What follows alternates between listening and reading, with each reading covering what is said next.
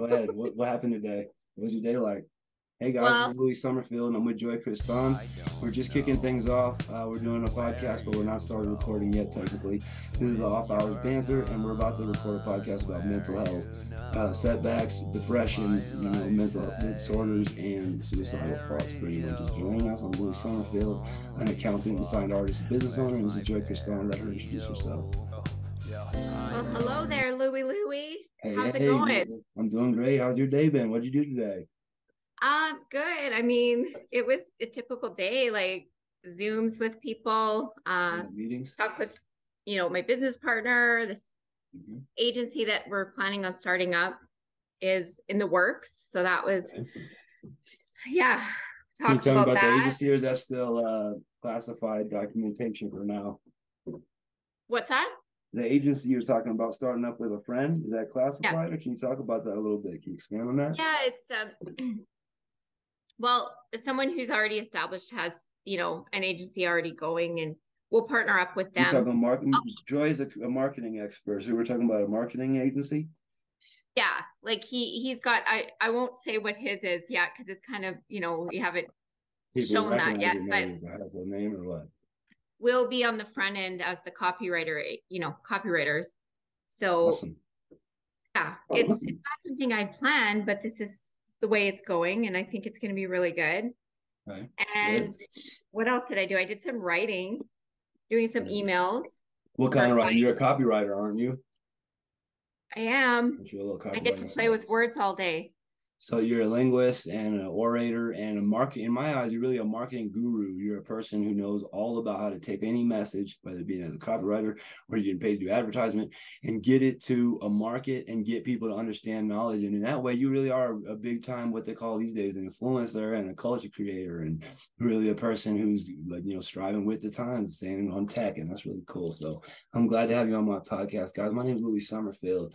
I'm a signed artist. That's right. I got a record deal. I'm a rapper, but we're here today to talk about most unaccounted. We're not here to talk about me or that, or to even Joy's beautiful self. We're here to talk about depression, suicidal tendencies and suicidal thoughts, mental health disorders, even addiction if we get there. But really, we're talking about things that hold you back in general, that and ways and tools we can hopefully give you to combat through those things, because I am one who has been suicidal more than once, who's attempted suicide, and I know how it feels. And I just want to let people know there are a lot of resources and help and friends available to them, including us. So I'll put my number up on screen when I edit for this part. Call me anytime, 3 a.m. I'd rather get the call at 3 a.m. from even an acquaintance or someone I don't even like, saying I'm feeling like killing myself, and get the call in the morning, that I lost another one, because I've lost so many friends to suicide, drug addiction, booze, and bullshit. So that's me. So Louie, I want to ask you here. So, um, you know, I've interviewed a lot of people Man. about this topic, and Yeah. so I really, there's a lot of things are similar that they say, Right.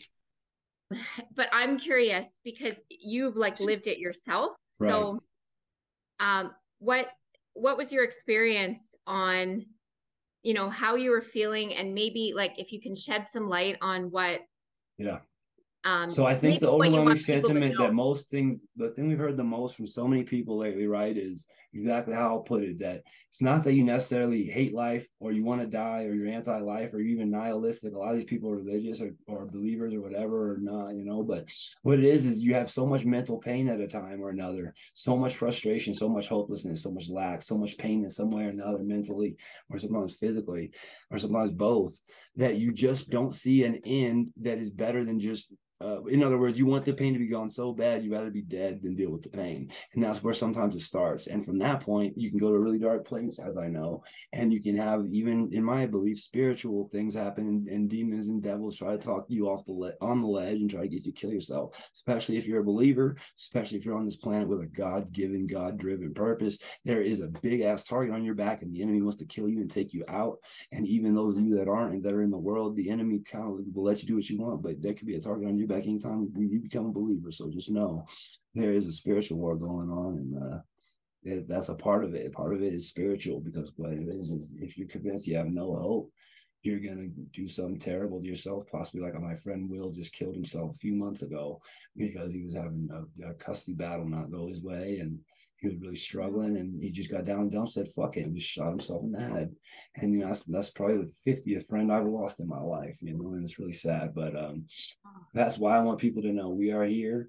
719-725-3983. I would rather take your call. You don't have to call Christ line, but you can. That's 1-999-999-9999. Or you can call me 719-725-3983. I'll hear you out day or night. I won't shut up and listen. Speaking of which, Joy, what do you got going on today? Well, what do you think about somebody being so hopeless and so much pain that they would rather die than face it? What do you think it's like to work through that? That's like where my heart goes out to these people, because that's like been like the similar thing that everyone has really said, is Right. that they felt like there was no hope. When you lose hope, that's really all we kind of have. That's the last straw. That's the thing that faith and if you hope feel there's are no tied hope together. And what keeps your faith and your hope, it keeps you going, right? It's your strength. Yeah. So then I think a lot of it too is not feeling like they have anybody to turn to, because I mean, even if they have a family that they can reach out to, they're might be feeling in some way Yeah. that they're not going to be understood by them. Right. And that and they also feel like open up to that way. Yeah. There's a story I could tell you about my town. 7 men killed themselves all within weeks. They were all friends with each other, and they were all middle-aged, very successful families. Thought everyone, there was the life of the party. Yeah. There was no one had a clue. Men with full lives, right? Yeah. And families, careers, money, everything you think you could ask for in life. And you hear that a lot, but they did when the devil gets in your head, baby. My God. No, exactly, right? And you wish you could get in there and find out. But they did all have one thing in common, is that they kind of had that, and as men, they have it harder in this way for dealing with emotions and being able to express themselves. Right. Because they didn't do that with each other. They never ever felt they didn't know who to do it to. Maybe their wives, for men, so often it can be hard for multiple reasons for men to open up, especially the women in our lives. And if that's all we've got, we might not open up at all. And here's 2 reasons why. For one, we want to and need to, and are societally and evolutionarily and by God made to be the protector for women, to be stronger than the woman and remove, they say, just by a notch, just to protect and stand in front of the woman, make sure the woman stays safe so she can be the more important life form, smarter and better one, which brings life. But we're just supposed to be a little bit stronger to protect her and maybe see ahead and help her achieve the brilliant goddessness that she is. And so because we feel this pressure to be the strong one, we sometimes don't want to admit where we have weaknesses, right? But there is a time and a place to admit, look, bro, I go to work and I go through the motions, but I just want to blow my fucking brains out every Tuesday or every time I have a birthday and it comes around again. That's what it used to be for me. It used to be birthdays. When I turned 30, I look back at my life and all the taxes I had done and all the songs I had done and all the jobs I had worked and all the times I had been screwed over or lost a fortune or lost a child in the womb or something else happened. And I felt like I'm 30, I'm living in a motel. This was about a year ago. And I said, I'm 30, I'm living in a motel in Craig, Colorado. I'm working for a tax firm that was just about to screw me over, as they're trying to do now, an old business partner. And I just hated life so much. You know what I did? I wanted to die. But more than that, I wanted to fight with God, because I knew dying wouldn't fix it. I knew my life was going to had been hard, and I knew God had a part to play in it. So I shook my fist at heaven and I started screaming and cussing all in for the first time in my life. Just turned 30 years old. For the first time in my life as a believer, pretty much all my life, I'm cursing at God. Finally, I'll tell you what happened, Joe. I don't tell this often, but this is my testimony. I felt a piercing Holy Spirit come into my body and possess me and fill me up with, all I can explain it as is a love that is so overwhelmingly powerful and strong and insanely potent to the umpteenth degree that it's just a million times length of potency, that I was just crying for hours and laughing at how much I love God and how much he loves us. All I could feel was him breaking me with this Holy Spirit saying, I love you. I would die for you. I did die for you. I would die for you 10,000 more times. And you, not only you, but every other idiot on the face of this planet. I love you all to death and back and still love you past that. And I could feel this physically in me and making me break down and cry for hours, till finally I laughed and said, God, if we don't turn this party off, that you proved to me you're real and all this, we're never going to get anything done today. And I laughed. And then at that very moment, God just had me sit down and just started talking to me. I swear to God, he ministered to me in the spirit. And this is what he said. Louis, when you were 14, 15, you were on your way to being a rap boy, and you wanted to be a big rap boy. And I told you needed to take care of your mother, who was sick at the time with some problems, that you needed to get a job and take care of your family because your parents were divorced and all your siblings had moved to the city, and it was just you taking care of mom left over. So I said, okay. And he said, because you did that 15 years ago, worked all those jobs, built your business finally, and sold your business, did this and did that, now you can have what you want. I'm going to arrange things in the nighttime for you, son, so that all those years you spent sacrificing what you want to do, which would be a rapper, now you can have it. Next thing you know, I got a record deal. I'm doing a movie in New York City. All this stuff is crazy. Had I taken myself out, then when I turned 30, or even when I turned 31 this year, right before that all happened, and I was thinking how horrible life is, had I taken my life, I wouldn't have got to see that I'm getting casted in a movie. You know what I mean? I'd be that for you, but there's something. If somebody loves you, somebody you need to meet, somebody thing you need to do, if you're still breathing and you have a heart beating, no matter what pain you're going through, there's a purpose and a God who loves you and a purpose that you have for your life you may or may not have discovered yet that is going to be major if you can just hold on. You know, Judas killed himself right after betraying Jesus. Paul also betrayed Jesus, but he didn't kill himself. He felt his shame, but he didn't kill himself. And so did some of the other disciples. And then when Jesus came back after the Sermon on the Mount, after being crucified, according to biblical theology, when Jesus came back, all those guys got to meet up with him and reconcile and be friends again. And they're all cool and they saw him in all his glory, but not Judas, because he took himself out. And that's what we don't want you guys to do and you gals to do. And we know it's really more prevalent in America amongst men. It's higher. Let's pull up some statistics. I don't want to take a lot of dark corners, but I do want you guys to know this is so serious. Suicide, and it's serious. And children in my town, there have been children that have killed themselves. There have been, there's suicide. A story about that is like children that, because they'll take pictures. Mm-hmm. And then they'll have, somebody will bait them online pretending they're young. And then they're actually, it's for extortion. And they're saying they're going to tell their parents. And then you hear these stories that the child will, right? It's horrible, horrifying, because they feel like it's just so overwhelming for them. Like they have nobody to talk to about it, that nobody will forgive them for this. And that's what they're thinking. It's horrifying. Suicide is the 12th leading cause of death in the U.S. I think the first one is like medical malpractice, heart rate, and probably gun violence. 45,179 Americans died by suicide. That's fine, but I can guarantee you there's more, like in America, 150 million men and women have probably thought about it. And that's why we want to talk about it. And next, we want to show you some tools that we can use as people to work through some of these things. So for people, what can it be, Joy? For me, I would take that channel and that pain, and I would make a song about how painful it is. But for other people, what is it? People like driving, taking walks, taking hiking, going hot tubbing, maybe. Where can they get in touch with some people that'll talk to them? Maybe their church, a local church, even if they're a believer or not. Yeah. Yeah. I mean, even if they don't have anybody, they have resources they can reach out. But the problem is one thing I want to really clarify is that with people who are suicidal, you always hear these people that are reaching out and crying out for help, and they're warning you that they're thinking about it. Most of the time when they actually do it, they do not tell you that they're going to do it. And so that's the thing. And people were, take this time to ask everybody, please share this podcast with your friends. Share this video with your friends. Share it as big as you can on Facebook, on social media, on Instagram, on YouTube. Share it and send it to as many people as you can, because I want this to reach all the ears, and we're going to be going over tools. Okay, so next would be some tools, ways you can work through things.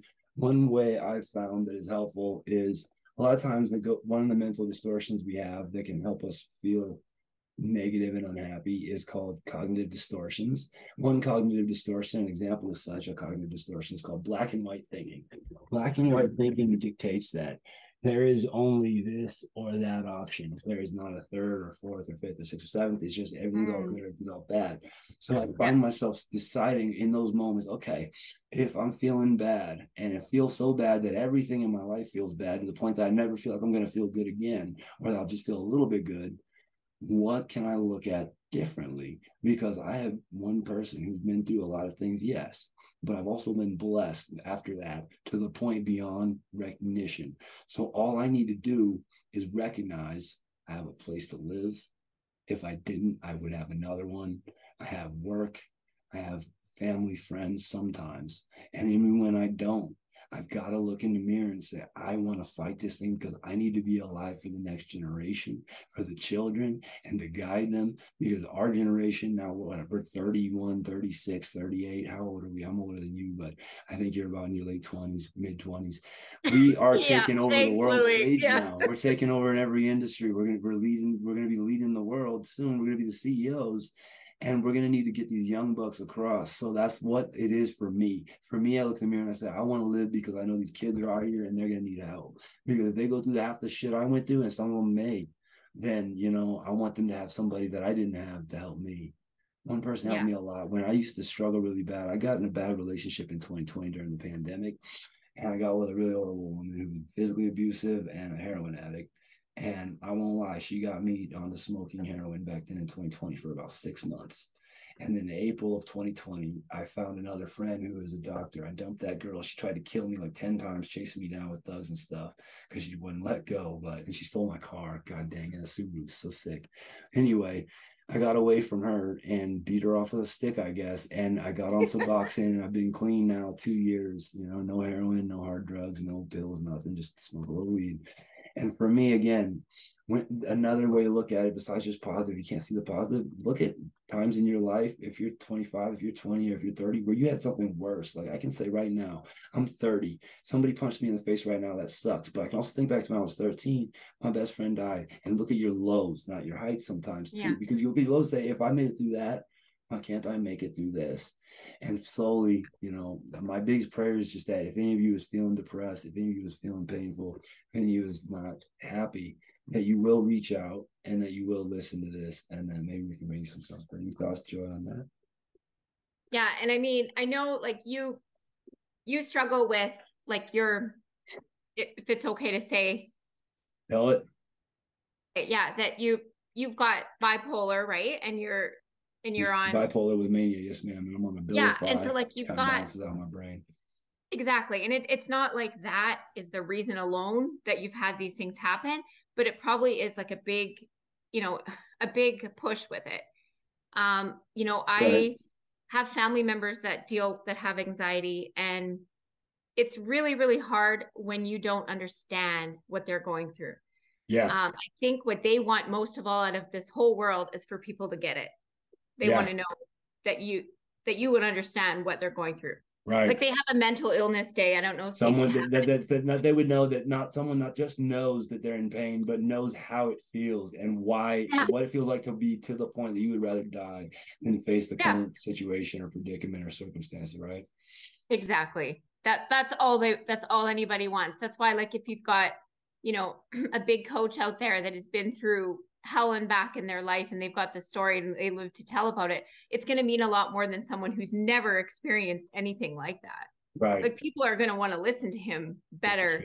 Right. Like for myself, I've never been in these crazy situations, but I've interviewed a lot of people who have had crazy stuff happen. Right. And they've come out the other side. So they've turned their life around. And they're going to still run into hiccups. They're still going to have, but they're stronger now than they were before that, and they probably won't think the same way. Because for me, after my friend, thank God, praise God for Angel, that she's the most beautiful angel and secretly my crush. But I was feeling hella suicidal about 2 weeks ago, and I told her I was feeling it, and she talked me off the ledge. I wanted to do it. I was trying to do it. I was putting knives in my throat. I was trying to hang myself on this door. I was really trying to take myself out of this world that whole night, and I couldn't be talked into sense. And then the next day, the sense came back, and it was like, yea, though weeping endureth for an evening, joy cometh in the morning is so true. And sometimes your evening is longer than a night. Sometimes your evening is a whole season or 10 years. They say for people who have lost children, for example, which psychologically is also known as the hardest thing a person can go through in life. I can imagine. For people who have lost children, which I've lost 5 kids that were in vitro. I never lost one after they were born, but oh wow, I didn't know that. All 5 times me and my girlfriend, the wives or whatever, got pregnant. All those kids died. So I don't know what it's like to lose a child that was alive, but I do know what it's like to go through a lot of miscarriages and stuff. So anyway, point being, they say for people who actually have faced that real reality of their child dying, which I know many people who have, that it takes at least 10 years just to even be able to fully accept that it happened and understand it. Just to get over that initial part of the grieving process that hits so hard at the beginning takes 10 years for people like that. And that's another reason I want to just be an advocate of people and say, in a humanitarian or Christian, whatever, or Buddhist, whatever mind frame you come from, always remember to practice kindness, because everywhere you go, everybody everywhere is fighting a battle you know nothing about, just like you're fighting a battle we know nothing about. And we want to know about your battle. We want to fight it with you, because we are here on this planet. I'm in overtime. I've been almost killed so many times last year that I just feel like I'm lucky to be alive. So I will spend all my life helping anybody I can, talk to anybody I can who goes through struggle too, because it's real, guys. Life's not fucking easy for anybody. One thing I really admire about you is that when you're doing your music, like we've talked about this before, how I was saying, I've got all this to write and how am I going to get this done? This was before Chatbox. And you're just like, well, just do it. Just sit down and do it. And with you, you make music like at such a fast level. You make like a whole album in one night. So I got a new tax client today. He's a really big, prominent music guy in my town. He plays tons and tons of gigs. I won't name him, but he's now a tax client of mine, thank God. So he took me out to lunch today, and he kind of asked me the same thing on the way in, like, hey, how do you make so much music so fast? Kind of asking without asking, like he wanted to know, but didn't want to pry. You know how studio boys are. We got a lot of fucking pride. Yeah. But anyway, I said, well, you know, I've been doing it 21 years, and in that time, I've honed and used and developed certain set of like 5 tools that I completely rely on for everything. I have an AI generator that I pay for that helps me write lyrics. That thing needs to be on point all the time. I have a mastering engine and a couple DAWs to record music that I pay for the top version of, or paid for the top version of, and then I buy samples on a rolling subscription basis. So I just told him I have all these tools that bail me out. So I have extra music, extra samples, extra instruments. There's a lot of instruments here in the house.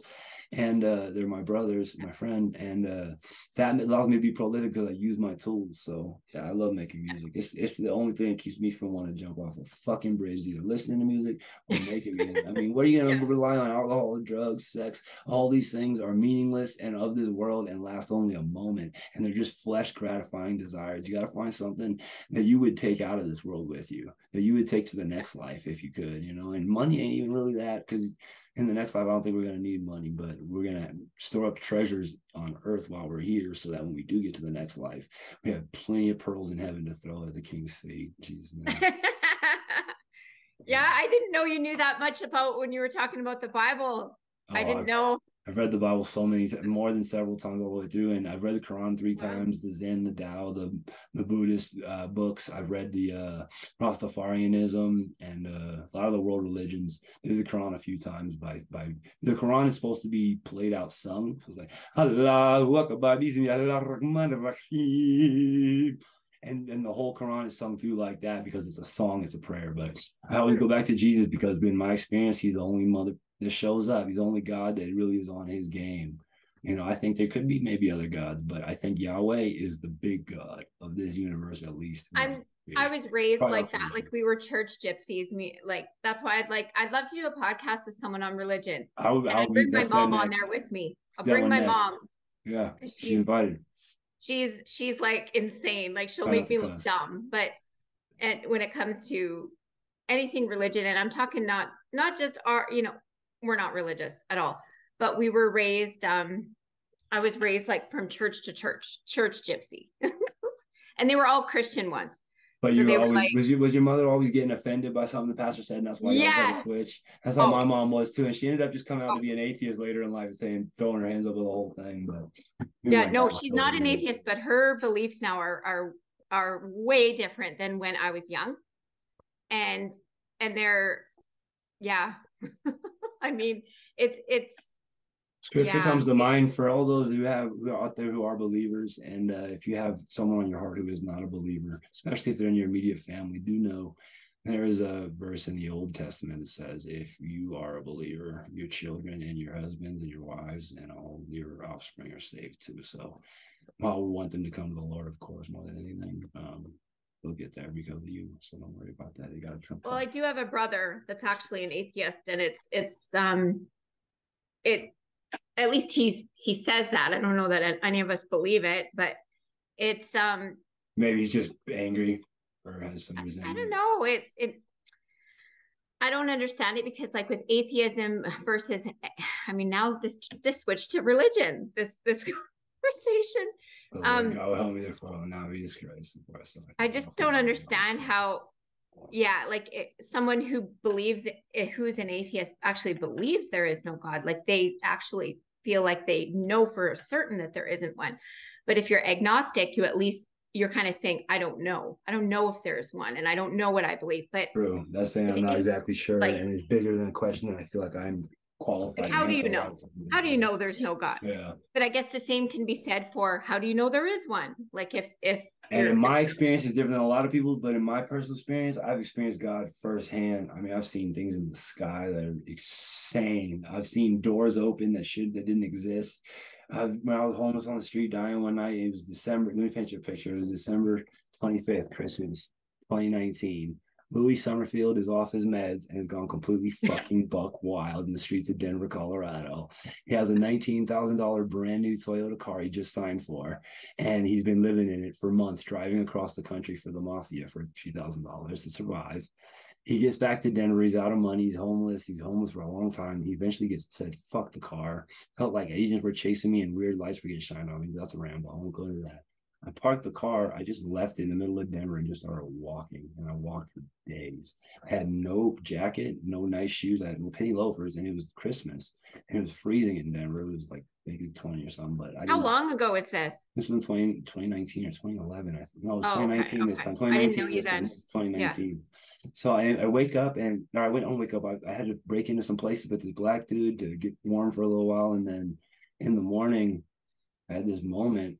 Everything started melting. I was freezing. I was outside, and I would go into a coffee shop at 8 a.m. and I started plugging my phone, all my stuff in. And I said, you know what? Like the prodigal son, I wonder if my family really does love me. Because at this time in my head with mental health issues, I was thinking the whole world hated me. I was a fugitive. Everybody wants to kill me. My family doesn't love me. Nobody wants me back. But I woke up at 8 in the morning. I called my dad. I said, Dad, just so you know, I'm living homeless for a long time now in the streets and all in the city. And like, what the fuck are you doing? Don't you know? Who are you? And he sends my sister to pick me up from Denver. And then I went and took a nap and I woke up in the mental hospital. But that just speaks to some of my background as a mentally ill person. Before, in 2011, I used to be a really bad young man and selling a lot of drugs and guns, all kind of shit. And somebody screwed with my money, and he was a childhood friend of mine. He was an older man than me, like a big bro, you know. And I went threatened him with a gun. He called the cops about my money. So when after I go to jail, they said, we'll give you a PR warrant, you out on one condition: you do not contact Jeff Coates. I said, fine. Within an hour, I found him, stabbed him in the throat, missed his jugular by a quarter inch, which would have killed him immediately, and was back in jail already. And now my bond is $500,000, and my parents are fucking robbed their heart, and it looks like I'm doing 16 years. Nobody to snitch on. There's no deal to make. There's no snitching or anything like that. Because first of all, I don't do that code streets. But second of all, even if I wanted to, I just walked up and stabbed a guy in broad daylight outside a bar, and nobody snitched on him. He's all on camera. Like, almost killed the guy. So I found Jesus right then and there in jail. I looked at myself in the mirror. I saw a broken demon image. I said, "This is disgusting, Lewis. Who have you become?" And we might upgrade this real quick.